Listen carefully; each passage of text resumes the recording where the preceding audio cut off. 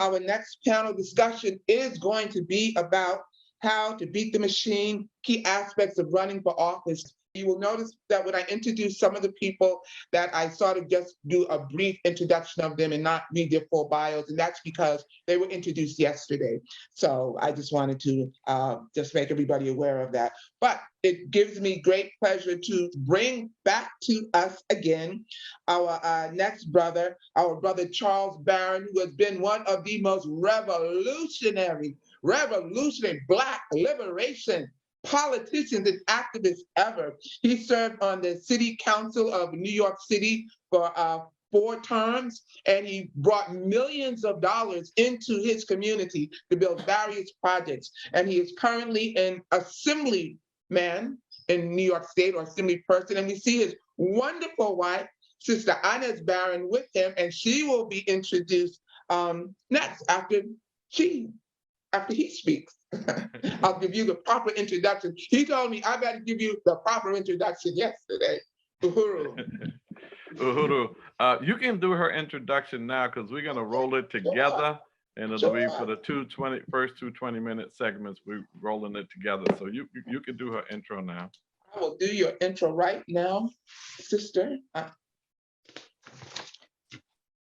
Sister Inez Barron, enough.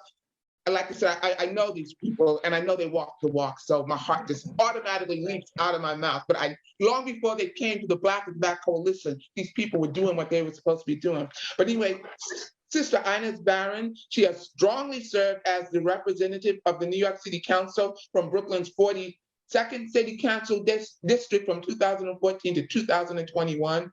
During her tenure, she was chair of the New York City Council Committee on Higher Education.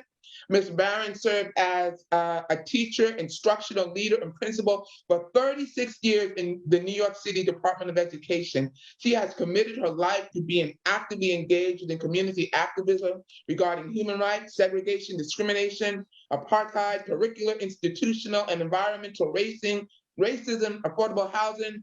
She's just brilliant. The Barrons, everyone. Well, thank you so much. We certainly appreciate that.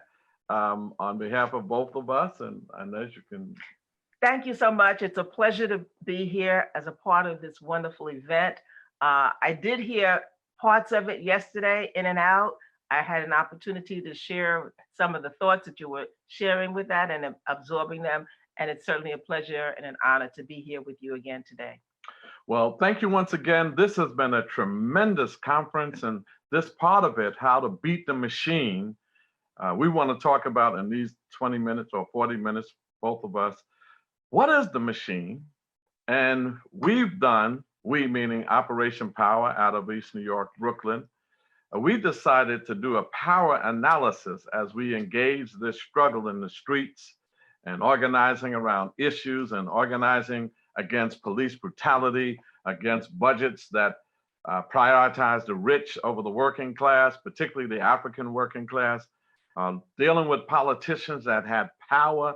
So no matter how many times you call them Sambo or Ain't Your Mama or told them off, they still got reelected. They could care less as long as you can't beat them. So we set out after doing this power analysis to say, how do we beat the machine? And then we also noticed that throughout many revolutionary movements, you have to deal with state power. The state has power over every institution in our communities. The Black Panther Party's first edict on the 10-point platform was that we want the power to determine the destiny of our Black communities and oppressed communities, and we want control over all the institutions that govern our lives. That takes power. And the beautiful thing that the chairman always says, power is the great equalizer. Racism is irrelevant when you have power, because they can be as racist as they want to be, but they'll have no power to do anything about your plight and your destiny. So we entered it on that wise. What's the machine? Well, in the Black community, the machine is the Democratic Party. In most Black communities in New York City, just about everyone, the Democratic Party machine controls everything. They control the district leaders, they control the community boards. When we had school boards, they controlled the school boards. They control the city council seat, the state assembly seat, the congressional seat, the state seat, the judges. The Democratic Party, we call them colonial puppets, black colonial puppets of the colonial capitalist Democratic Party, controls every seat of power in our communities across this country, and definitely here in New York. So we set out to say that we got to deal with power. We looked at the city council first and did a power analysis. The city council passes the mayor's budget, not the mayor. The city council determines what's going to be built on city-owned land. The city council passes all of the municipal legislation, the laws, and the city council has oversight over all the city agencies in the city. That's power. So if Donald Trump wanted to come and build Trump Towers in my beloved East New York, he would have to come see the Black Panther, who is now in the city council. And if I said no, no matter how much money or power he has, he cannot build it. He would have to buy off the whole city council, which is possible, and get them to vote for it. But the city council always defers to the local council member in terms of development projects. That's how we stop gentrification. In our district is made up of about 90% of our district is Black and Latina, and 10% is others. So our district is one of the poorest in the city. Our area median income is $36,000 for a family of 3. We have the highest crime, the highest homeless shelters, and we have the most problems with transportations and accidents. You name the issue, in our beloved East New York, we have it. So in the 20 years we've been in office, we have built more affordable housing, as we define affordability, than any other elected official in the history of East New York. Over 16,000 units. There's no gentrification in our district. As a matter of fact, the Black population increased and the white population decreased. They went from 6.8% down to 3.5%. So that's what we've done, having won these seats. But how do you win the seats? Well, first of all, when you do win, you got to maintain your Black radical revolutionary ideology. We don't want to just win with any and everybody because they're Black, because we see what that gets us. Here in New York State, we have probably the most neo-colonial, Black neo-colonial state in the union. Everybody in power positions now is Black. The mayor, the police commissioner, the head of the Senate, the head of the Assembly, the attorney general, the public advocate, the speaker of the city council, all of the heads of borough presidents are Black. Everybody, because the Democratic Party put these Blacks in these power positions, and we now have to deal with that. So what have been the results? Inez is going to lay out how you beat the machine. I'm just laying out some of the preliminary discussions and how do you choose candidates? How do you choose the right candidates that support our position, and make sure that we have candidates that once they get in, don't sell you out, because sometimes they come in radical and leave, everything but. So how do you maintain that? And some of the results from beating the machine, as we did here in East New York, we won the city council seat, we won the state assembly seat.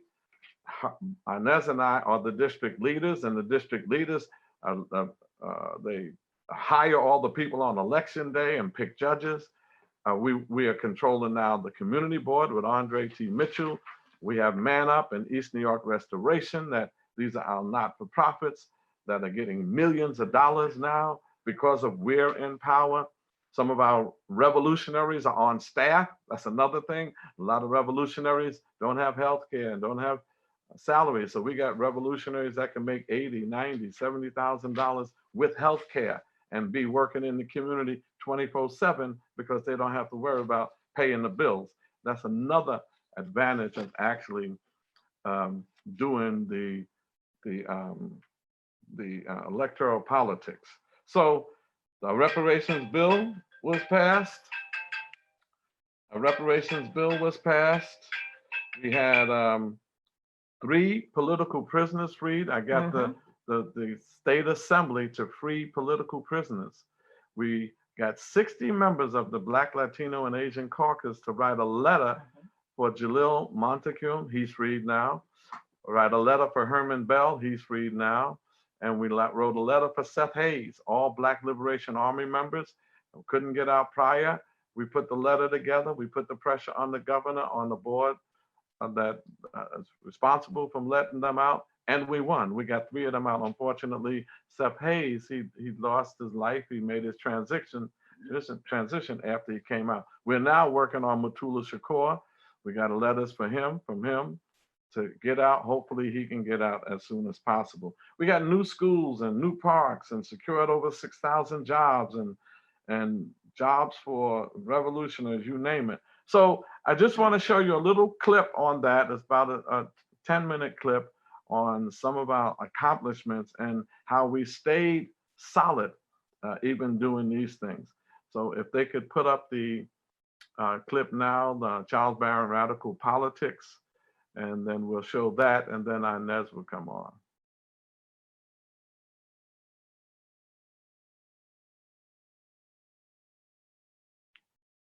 No, we want to see the one on Charles Barron Radical Politics. YouTube. From YouTube. I will get that up here just 1 second. Thank you. Okay. So as he's putting that together, this is a film we put together around about 10 years ago when we first got in, or halfway getting in, and showing some of the accomplishments and places that we've been and things that we've done while we were in office. And they have real problems when they can't beat you because the grassroots, the people put us in. They have more money than us. They have more unions supporting them. They have more elected officials endorsing them, and we still won. You know, right now we're in the battle. Inez retired from the electoral arena, not the movement. So they were able to temporarily get back the assembly seat. I'm in the city council seat. We have a candidate we're running now, but you know, one of the major challenges and important things to do to win is name recognition. You've got to get name recognition. So here's the video. Democrats, Republicans, liberals, conservatives, far left, far right. What do they stand for? Today I have the distinguished honor of interviewing one of the most outspoken and charismatic elected officials in New York City, Councilmember Charles Barron of Brooklyn's 42nd District. Now I know about politics, but what are his politics? What's his stance? Is it true what they say? Is he a radical politician? What is radical politics? Explain to me what that is. You know, radical means getting to the root of the problem. And oftentimes we organize around symptomology, the symptoms of the root causes. So instead of looking at the structure of capitalism and how it brings or yields unemployment, poverty, how it yields through racist institutions, racial profiling, foreclosures, inadequate health care, miseducation, all of these issues that are vital to our communities. If you're not into radical politics, then you're looking for anti-violence programs, you're looking for workforce development programs, and we should. But if this machine over here is producing all of that, and you never look at the very fundamental structure of the system, you're gonna have a problem. I'll give you another example. They said that the economic crisis was caused by deregulation, that they didn't have regulations for Wall Street. Well, that's correct to an extent. But even when Wall Street was regulated, Black people were still catching it. We still were unemployed to the tune of 40 and 50% our youth, and 10, 15, 20% in our communities. We still were on the bottom. We still had poverty. We still had far too much homelessness and unemployment, even when there's no economic crisis, because it's not really deregulation, it's the very system of capitalism itself that's creating the problem. When you have the massive amount of wealth at the top, the 1%, and the 99% not sharing in that wealth and income, then you're going to have major problems. Something's fundamentally wrong with that system. When you pay more taxes than some of the corporations, something's fundamentally wrong with that system. So when we say radical politics, we want to get to the root causes of our oppression. We want to get our people involved with politics that's going to be unafraid to speak truth to power, unafraid to say that I'm running in an electoral arena, we're going to talk black, we're going to talk radical, and still get elected and still deliver. And that's what we have been able to do. We should not be afraid of it. We have to redefine it for our people and raise their consciousness. Are you a radical politician? Absolutely. And I am proud to say I'm radical. I'm proud to say that we're getting to the root of the problem. I ran here in East New York, and people said, don't tell people you're a Black Panther. De-emphasize that. Go put on a shirt and tie. Go along to get along. Then after you get in, you can say this and that. No, I was honest. And you know what? When I got in, we were able to renovate 3 parks, $17.5 million, more than any other council member. I am the #1 council member in building affordable housing, at least in Brooklyn, 6,000 units. Was able to bring in 2 new $80 million schools. Was able to have a black male initiative in CUNY, the City University of New York, $2.5 million over the last 7 years.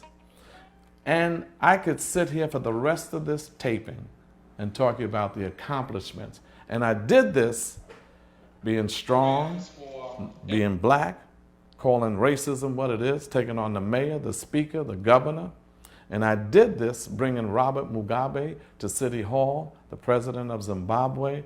I did this going to Cuba, going to Venezuela to learn more about governments and how socialism works. I did all of this going to even Gaza, to the Gaza Strip in the Middle East, and bringing humanitarian aid for the Palestinian people, because we cannot afraid to be who we are, to be radicals, to be progressive, and the people will respond when you respond to their needs. When I was able to get people jobs and able to stop landlords for throwing people out, able to find shelter for people. When you meet the needs of the people, then the people will respect your politics. Since your election to office, and I commend you on your victory while maintaining still to your core values and principles and your beliefs, what has been the biggest challenge for you as a city councilman? You know, the biggest challenge is my colleagues. We have a city where blacks, Latino, and Asians make up 62% of the population. There are 8.2 million people in New York City. 2.3 million are Latino, 1.8 million are black. That's 4.1 million, more than half. 1 million are Asian. 5 million plus are black, Latino, and Asian. 2.7 million whites. We live in a city where there's a city council that passes the budget, that's our power. We pass laws, we determine how land is going to be used, and we have oversight over city agencies. 51 city council members and 27 are people of color, 24 whites, 14 blacks, 11 Latinos, and 2 Asians. Why is it that we have Christine Quinn, Speaker of the City Council? Why didn't we choose a black person or a Latino person or even an Asian person? Anything but another white person, because whites have always led the City Council. We're the new majority. We have the majority in the City Council. We should have had that power position. What frustrates me is that we can't get the 14 blacks to be strong enough to stand up to the speaker and for their community. Same thing with the Latinos. They go along to get along. They're afraid to take on the speaker, and they're the majority. That's been the most frustrating thing. So George Steinbrenner and the Yankees can come to the city council, get hundreds of millions of dollars worth of tax breaks, promise jobs that never come, and this council will pass it. Ratner can get money out of the city council to help build the nets and arena. This council will pass it. NYU will come by to expand itself in the Greenwich Village. This council will pass it. Columbia University comes to gentrify Harlem and buy up the real estate in Harlem. This council will pass it. We have a $68 billion budget, balancing the budget off the backs of poor working class people, cutting summer youth programs. 83,000 slots when I first came in 10 years ago, and now we're down to 31,000 summer youth slots for 140,000 young people. This council passed that. That's the most frustrating thing when like Adam Clayton Powell said, use what's in your hands. You got the power in your hands and you give it right back to others instead of you taking control of the resources that can positively impact us. That's been the most frustrating thing for me. Councilman, we'd like to thank you for your time. Is there any final words that you have for your call for movement, your call for change? Well, you know, thank you. I thank you for the time, for the questions that were thought-provoking. And this is a time, this is the greatest time for us to be alive. This is the greatest time for us to take control of our lives. And that means the politics that influence our lives. So I'm calling on us to wake up every morning fired up. You know, we got to do this for Malcolm X and Martin Luther King, for Fannie Lou Hamer, for Harriet Tubman, for all those who came before us, for the Black Panthers that are in prison now, our political prisoners. We have to rise up and get involved for the people who shed so much blood. Most of us aren't here because you're smart or talented or intelligent. As intelligent as you are and as creative as you are, none of this would be going down if some people didn't fire up this country and say, you better respect us. And for those people, we have a responsibility, we have an obligation to continue that struggle. And when we get up, don't be no punks and take things out on each other. Don't be no punks and get into electoral politics and be afraid to stand up to the powers that be. We have to be assertive, Black men and women. We have to be responsible, Black men and women, and say to our people that it's time for us to join this movement. Join the Freedom Party. If you can't join the Freedom Party, join the Nation of Islam. You know, join other groups that are doing positive things in our community. Join Andre Mitchell and Man Up. They're doing great things. Join the December 12th movement, who's doing so much work internationally and domestically with us. Join some organization fighting for liberation. You can't be sitting back complaining. Nobody cares about your complaints. They only will move when they are pressured by you, when they fear you, when you can deliver something politically, economically, or socially that's going to raise some concern, when you can stop the city from functioning, when you can take your $900 billion that you are as a consumer nation and saying, I'm not consumering with you anymore, that I'm going to hold back my money until you treat us with some respect. I'm going to hold back my vote until you treat us with some respect. I'm going to put my vote here. I'm going to take it to the streets and shut this city down if we're not respected. That's radical politics. That's real. That ain't a thing of the 60s. You better do everything you can to be liberated. Protest, vote, spend your money with each other, march, demonstrate, hold press conferences. You better do everything in your power to fight for your liberations, because we are people who dare to live and we are people who refuse to die. Our struggle may be long, but the victory is certain. Councilman, thank you again. Thank you. And that concludes our preliminary discussion of radical politics and power.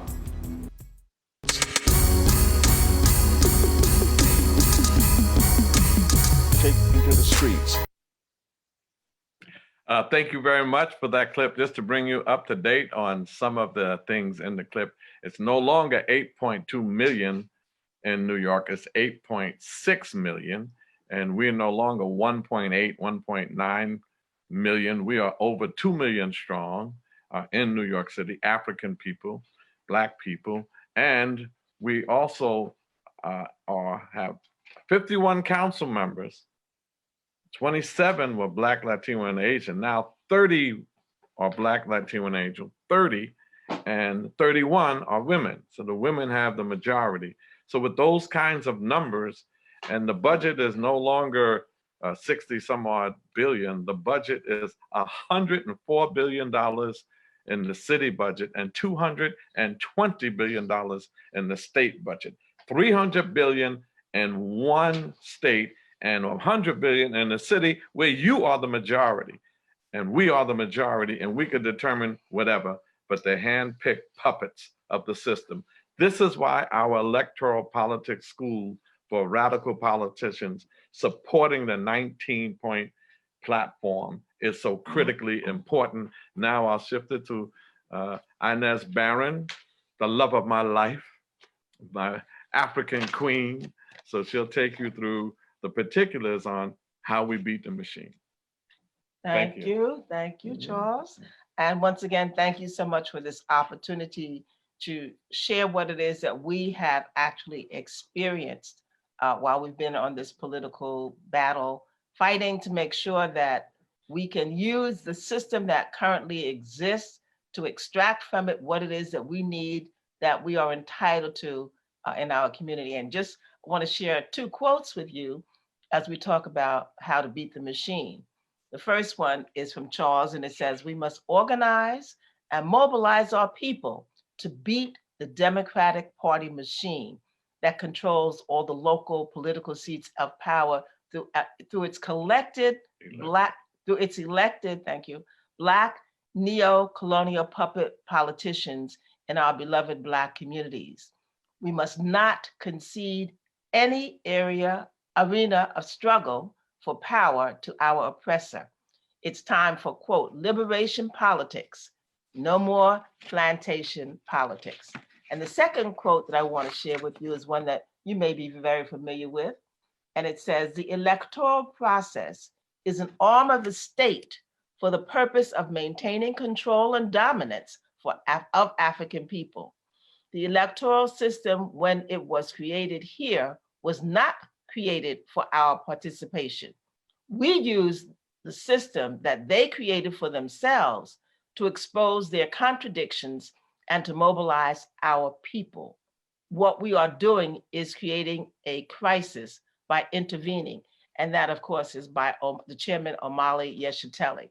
So certainly these are some of the guiding forces for why it is that we do what it is that we do, how we're fighting for our people, and how we're fighting to make sure that we can raise their consciousness and their ability to be analytical of those persons who come before them and present themselves as candidates, and not be just swept up by a title that has somehow come to have people think that because they have a title that starts with a letter D, that that's something that represents what it is that's beneficial for them.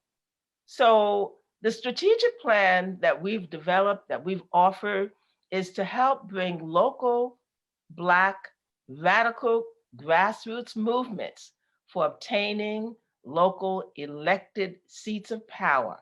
And it's a tactic that we're using to be able to extract those resources for our community. And we want to also help people to understand that they have the power to remove those puppets of neocolonialism that are presently in those seats of power, which Charles identified, starting all the way at the state level and even beyond that, but we're talking about the local level right here. So the 4 stages that we're talking about, if you could bring up now the next presentation. Yes, just one moment here. Thank you. And it's going to, as that's being put onto the screen, we're going to talk about those stages of running for office, how to beat the machine. So the masses, the movement, the media, and the money. Those are the major elements that we're talking about as we talk about how to be. Next slide. Oh, okay. How to be successful. Okay. So we've talked about what is the machine, and now we're talking about, can you go back? Okay, good. So we're going to have 4 major areas that we're going to talk about. And we call them the winter maneuvers, the spring offenses, summer invasion, and the fall victory. And actually, those have shifted in terms of when they occur in the calendar based on the fact that the political calendar here in New York has changed. So we're talking about getting started, we're talking about getting on the ballot, getting out the vote, and then celebrating, because that's oftentimes something that we don't do. We don't do that, but it's something that's important because we've got to identify what our victories are and not allow others to do that for us. Next slide, please. Okay, so as we talk about getting started, there's a lot that you have to do before you get on the field to get the people mobilized and to know that you're running. So we've got to be able to define what's winning for us. We've got to be able to define what's winning for us. We have to be able to look at the research and preparations that's needed as we move forward. So we select the political target seats that we're looking for. And what are those seats that are in our areas? What are the boundaries of those geographic areas that we're talking about? And they shift the lines. So we've got to be on target. We've got to be current with what it is. Here in New York, there's already a case that was brought, and it said that they wanted to change what the boundaries were. They're challenging what it is that the party lines had been established in order to be able to change the shift and the focus of the people. Select your candidates and develop your campaign team. We always govern manage by a team strategy. You have a campaign manager, the treasurer, and a person working with your treasurer to get the budget organized. We've got to organize the campaign structure and, of course, open a bank account. And it's important that as we do this, we comply with the regulations of the state. And they're very strict in New York City when you're running to get an office that has matching funds that come with that.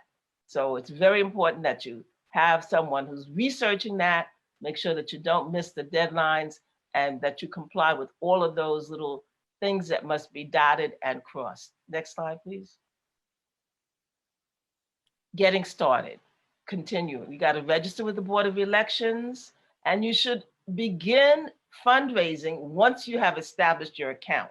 You have to make sure that you're registered with the board and that you've established your account, because if you've got money collected before you've established yourself in those regards, that can certainly be a quality, an instance where they will be able to penalize you. So you work on getting your strategy, your platform, and your theme, and beginning to develop your campaign literature. Also, you're setting up protocol meetings with local community leaders. It's so important that those local organizations where our people have membership are ones that you're going to their elected and recognized leadership so that you can establish those kinds of interactions between those organizations. Contact potential supporters in the district and outside of the district, and expose your candidate to all of those local events that are happening, block parties, community events, forums, and if your organization, your team is sponsoring them, that is great. If they're doing it in conjunction with others as well, that would be even more beneficial as you establish those kinds of interactions. And we also want to make sure that you contact the potential supporters in the district as well as outside of the district, and make sure that you're not, limiting yourself moving forward. And you got to expose the candidate by having lots of lit drops, your campaign literature, exposed on organizations and in windows in the community. And again, what are your restrictions? There was one time that we were very energetic and extensive, and we put literature campaign posters on some of the street signs and some of the street poles. And that came with a fine, but as would be told, we were able to have that fine eliminated. But you've got to know those kinds of requirements. You've got to get the media involved. You've got to organize around issues that are important to the people that are in the community, and attend those community meetings so that people begin to see you and hear you. What's your position? What is your position? And can they clearly hear what it is your position is? Or is it something that's cloudy and nebulous and not clear cut and just the usual rhetoric? So you've got to make sure that your candidate is well versed in that. And you can have some kinds of role play situations and have those strategy people prep your candidate, not just for that, but also for going to those union meetings where they may be interviewed by the unions. Next slide, please. Getting on the ballot, making an official announcement, invite the media, invite locals to be there, those persons who are supporting you to be at this event, prepare your press statement, letting people know you are on the ballot. Develop strategies for petition driving. We have hit and miss, and we also have targeted. So there's a book that's printed, which has, in fact, all of the names of those who are registered voters. So we do a combination of targeted petitioning for people who are registered in the book. And then we do a broad base where people are out shopping. We go to shopping malls, we go to grocery stores, we go to train stations where people are waiting, and we get their signature. So that increases the volume of how many people are going to be submitted in your petitions. Securing a lawyer.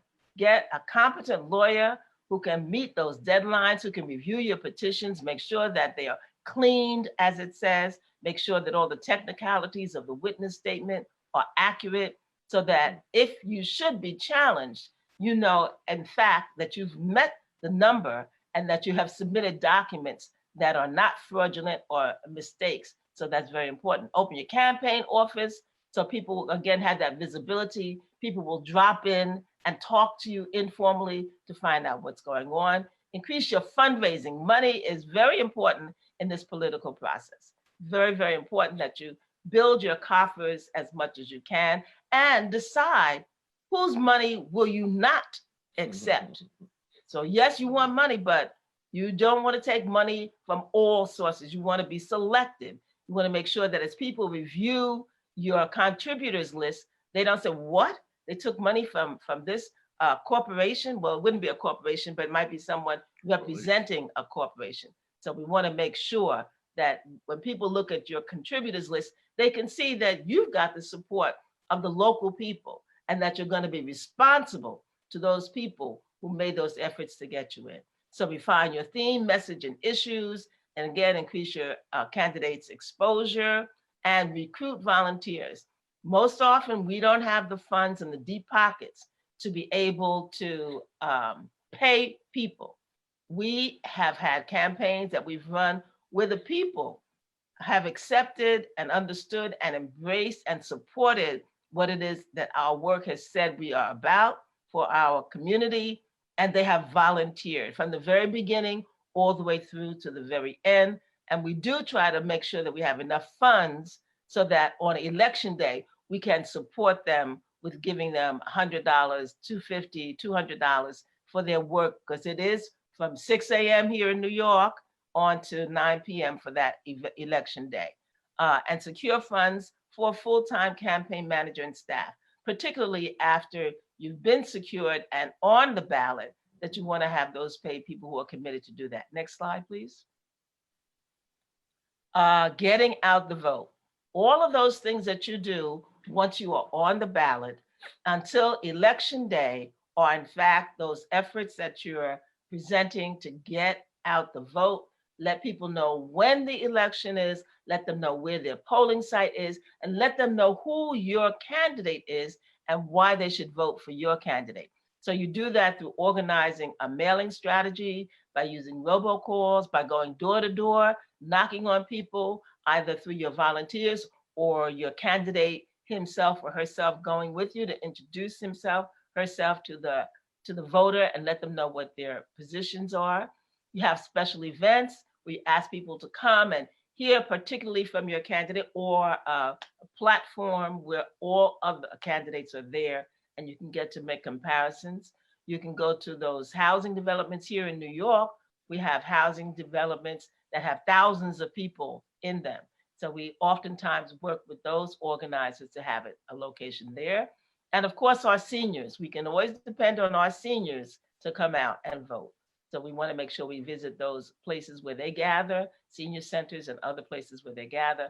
And block by block homeowners, that's another, in our community, another element where people are involved in coming out to vote because they want to be involved in making sure that they have those kinds of resources that will protect them. And the other thing is that we have now, through our last campaign, improved our technology. It's amazing. This generation is coming up with all kinds of technology. So we have the ability to reference who are those who are registered with the Board of Elections.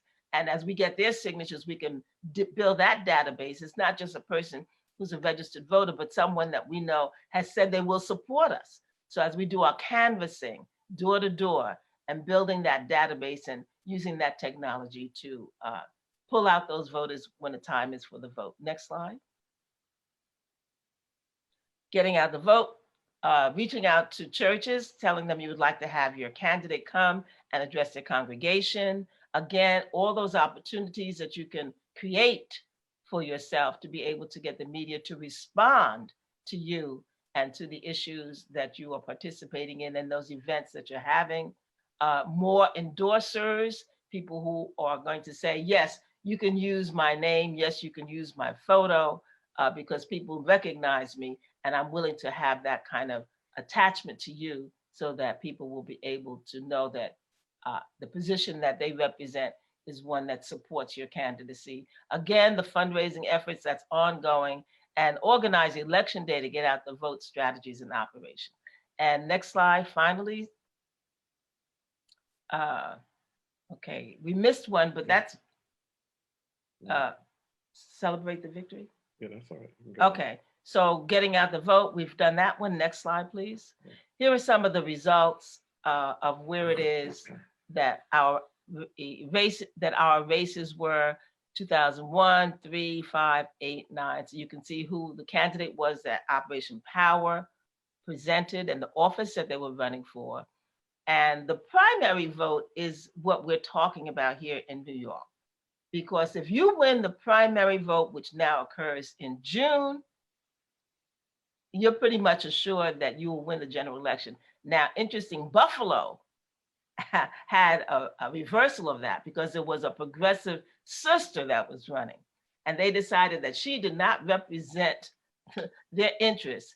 And it was unheard of that the primary Democratic candidate did not win in the general, but that's what happened. So we've got to be mindful that you've got to continue to work. This is a system that is out to maintain their voice for the machine, maintain their voice for corporate America. And we've got to make sure that as we come up with this counter position, with this position on behalf of the people, that we do everything that we can to make sure that, as you can see, I think there may be another slide as well, but we've been victorious, yes, in all of these races. There was one year, as you can see in 2016, where Charles was a candidate for the state assembly and they did not offer a candidate to oppose him. We had no opponent. So that was that. And I think that is the last slide. Yep. Well, oh yeah. Okay. These are some of the folks that are a part of Operation Power, and you can see the positions that they ran for and that they hold. So that's basically it. Just wanted to say that that has worked for us. Let me play that. Oh, okay. This So is you the can play victory that. part. Oh, this is the victory. Thank you. No, the other one. Go back. That one. Yeah. Yes. Thank you.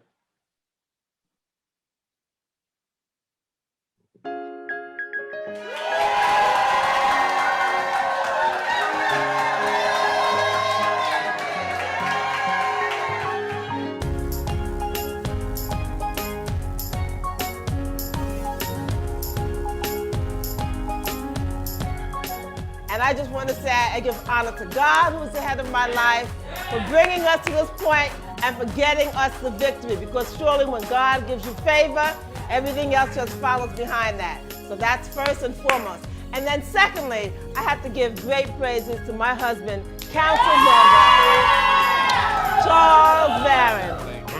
Charles Barron. And certainly, so much of what I have achieved is because of the fact that Charles Barron has blazed the path and he has laid out what it is that a successful council person can do, maintaining their dignity and integrity and standing up and not bending over, not bowing and scraping knees.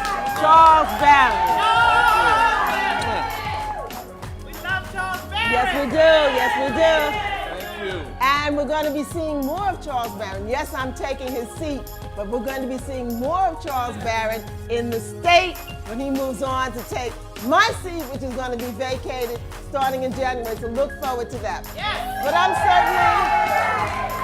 I'm certainly so pleased for so many people who've given such great sacrifice and great contributions to get us to this day. I don't take it lightly. For anything and everything that you did, I thank you so much. I thank you so much.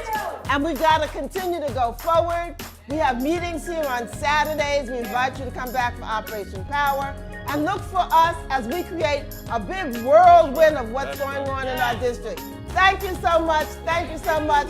Thank you so much. And we're moving ever forward. Thank you. My name is Adeline Bunch. I reside in East New York for the last 50 years. I have known the Barrons since 1997. They are the most gracious people in the world. I am so ecstatically happy that I have Miss Inez Barron as my new council person, and I know it will be only too great when I have my Charles Barron as my assembly person come January. I cannot have two more wonderful people serving our East New York neighborhood.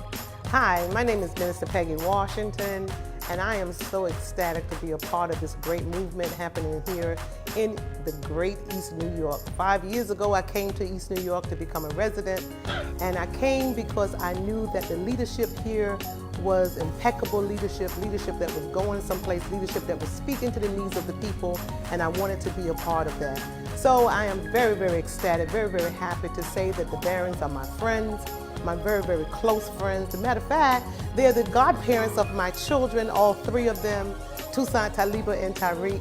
And we're just happy that our entire family is a part of this movement. Inez Barron is a very special woman, and I congratulate her on her win tonight, on her landslide win. I did hear someone say that, and it really truly is a landslide win. But it's a victory for the people of East New York. The people of East New York can continue to look forward to a proven leadership. This is not only a victory for the people of East New York, but it's also a victory for women, in particular Black women, women of African and Latino descent. They can look at her as someone they can trust. They can look at another woman in the New York City Council and know that when it comes to education, healthcare, housing, transportation, veterans, seniors, youth, homeless, no matter what the issue is, we know that we have a friend, or what is more, a champion for social and economic justice. I have no doubt that she will be successful. My only issue is that we are leaving a strong woman from Albany and transferring her to the New York City Council. But we have hope that Councilman Charles Barron will take her place there. And so I'm grateful to know her. I congratulate her, and eyes have not seen, ears have not heard the good work that she will do. My name is Joy Simmons. I am the Chief of Staff of the current New York City Council member, Charles Barron. And I have worked for Councilman Charles Barron since 2005. And I could not think of a better person to continue the legacy than City Councilwoman-elect Inez Barron. Inez Barron has the experience as a legislator in Albany, a consummate legislator, as an educator. She has the integrity, she has the aptitude, and so it is just amazing to see how we're going to be able to continue the legacy with such greatness. I'm so excited to have been a part of not only the city council work over the past 7, 8 years that I've been with Councilman Barron, but also the campaigns for Inez Barron, for Operation Power, for the movement in East New York, the movement in East Brooklyn, to take our community, to make it greater, to make it better. The housing developments that we've been able to do, the parks, and all of the wonderful constituent services that we've been able to provide. And so much more, and we will continue this legacy with Inez Barron. And so I'm very excited about the things. Thank you for that video. Hi, good evening. My name is Rosalind McIntosh. Those were the rest you can cut in the interest of time. But we thank you so much. This is our presentation on how to beat the machine. We've been successful. We still hold 4 or 5 seats, and we're going to continue to mentor others to get those seats. Name recognition and hard work. Hard work is how you beat the machine. Thank you. Thank you. Uhuru, and thank you so very much for that powerful presentation.